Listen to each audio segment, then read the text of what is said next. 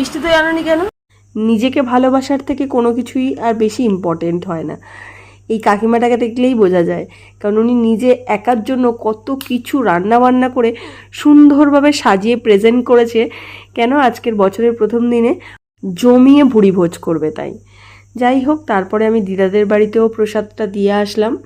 প্রসাদ দিয়ে বাড়িতে এসে দেখলাম যে আমাদের বাড়িতেও মোটামুটি পয়লা বৈশাখের দিনে কিন্তু ভালোই রান্নাবান্না হয়েছে। তো সেইগুলো একটু তোমাদেরকে দেখালাম, কারণ আমার বাবা খেতে বসেছে। বাবা সকাল সকাল যেহেতু ডিউটি থেকে এসছে, বাবা এই যে খাবে, খেয়ে দিয়ে আবার ঘুম দেবে, দিয়ে নাইটে ডিউটি যাবে।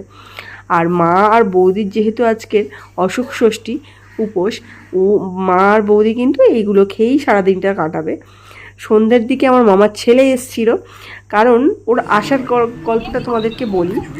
আমাদের বাড়িতে পয়লা বৈশাখের দিনে গোয়াল ঘরে না এই ক্ষীর ভাতটা রান্না করা হয়। এই যাদের